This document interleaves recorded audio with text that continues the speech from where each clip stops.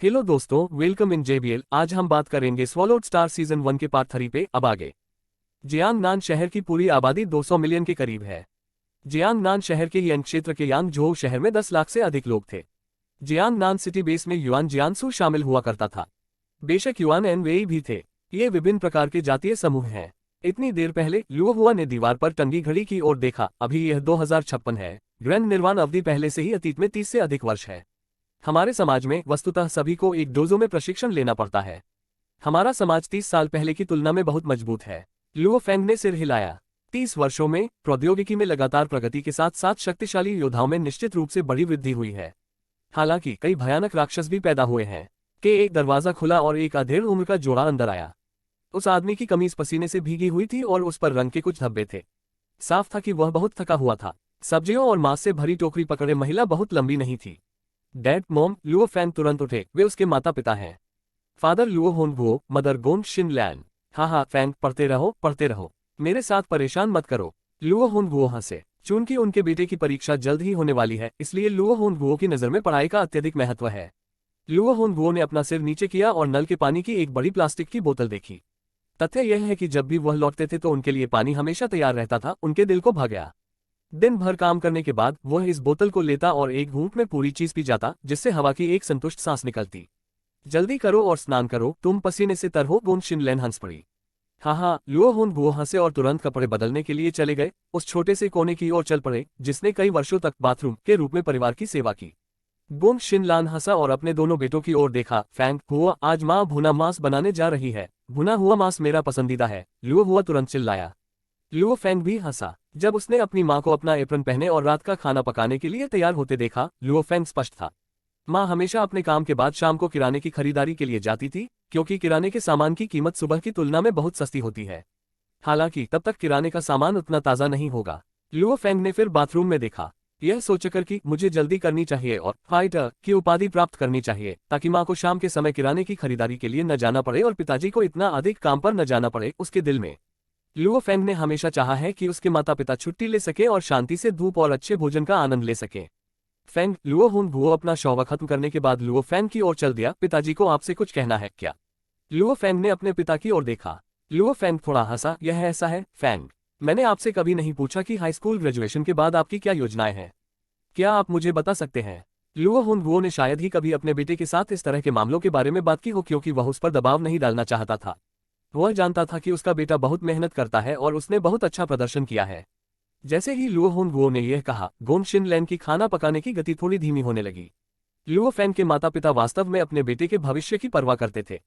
पिताजी, मैं ऐसा सोच रहा था, लुओ फैंग ने कहा। मेरे ग्रेड के अनुसार मुझे यकीन है कि जियांगनान की नंबर 1 सैन्य अकादमी में प्रवेश पाना मुश्किल नहीं होगा।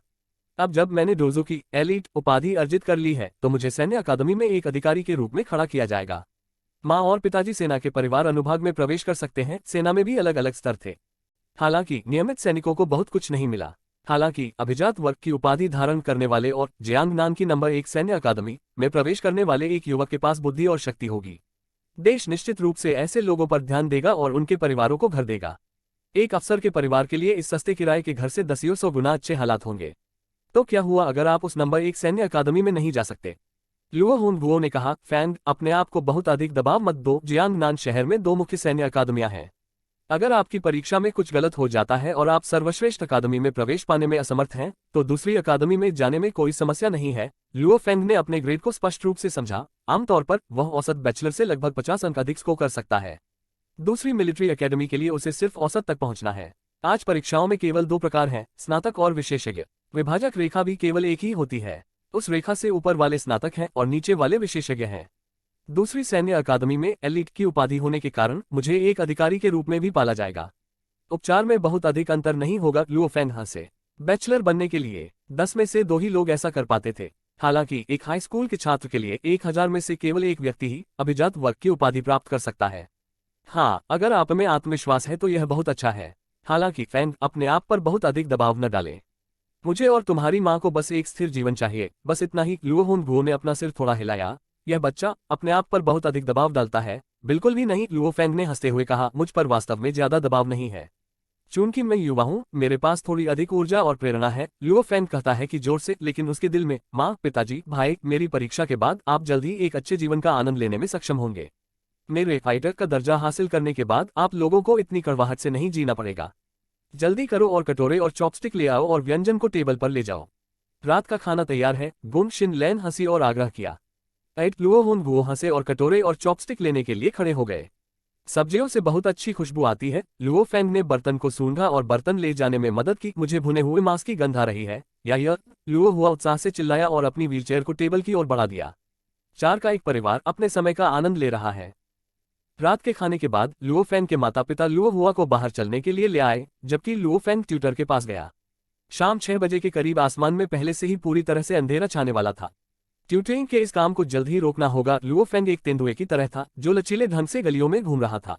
सामने एक गतिरोध था, लेकिन लुओ फैंग का पूरा शरीर हवा में उड़ गया। उसने अपने बाएं हाथ से दीवार के शीर्ष को हल्के से थपथपाते हुए 2 मीटर ऊंची छलांग लगाई और अगली गली में गिर गया।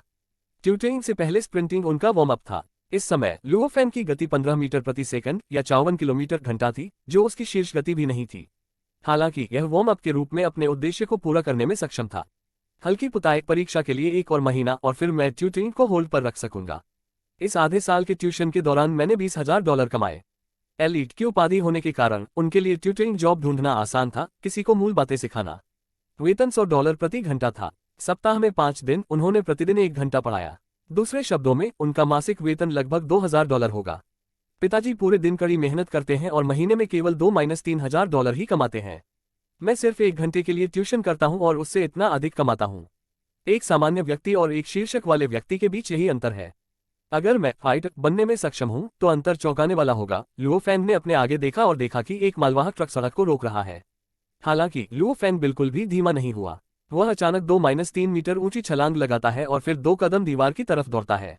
वह फिर नीचे गिरा और आगे की ओर दौड़ता रहा। उसके लुओ फैंग पहले ही एक शांत आवासीय क्षेत्र के बाहरी हिस्से में भाग चुका है। यहाँ वह जगह है जहाँ माँ और पिताजी को रहना चाहिए। लुओ फैंग रुक गया और उसके सामने के क्षेत्र को देखा। क्षेत्र में घरों का घनत्व कम था और मानव निर्मित पुल थे। वहाँ बहुत सारे पत्ते थे और प्रत्येक इमारत की हर मंजिल का अपना बगीचा था, यहाँ तक कि ऊंची मंजिलें भी। ऊंचे आवासीय घरों के अलावा विला भी थे। जानिए, अब तक चीन में कुल 6 प्रमुख ठिकाने हैं, जो 6 प्रमुख शहर हैं। प्रत्येक शहर में आश्चर्यजनक रूप से बड़ी आबादी है। उदाहरण के लिए जियांगनान शहर की आबादी करीब 20 करोड़ है। स्वाभाविक रूप से बहुत कम भूमि है। विला जैसी चीजें बहुत दुर्लभ और महंगी होती हैं। बड़ी हवेलियां जो और भी अधिक जगह लेती हैं, उनके लिए बहुत अधिक धन खर्च होता है। मैं 18वीं इमारत के 1801 में जा रहा हूं, लुओ फैंग ने क्षेत्र के बाहर गार्डमैन से कहा। 1 मिनट रुको। गार्ड्समैन ने एक वीडियो टेलीफोन नंबर दबाया और लुओ फैंग पर कैमरा शूट किया। वीडियो टेलीफोन से एक आवाज ने कहा, यह फैंग है, उसे अंदर आने दो। ठीक है सर। गार्डमैन ने उसे अंदर जाने दिया। 1 घंटे बाद फैंग क्षेत्र से बाहर चला गया। हाँ, ट्यूशन के साथ किया। अब मैं डोजो में जाऊंगा और देखूंगा कि मेरी शक्ति में कोई वृद्धि हुई है या नहीं।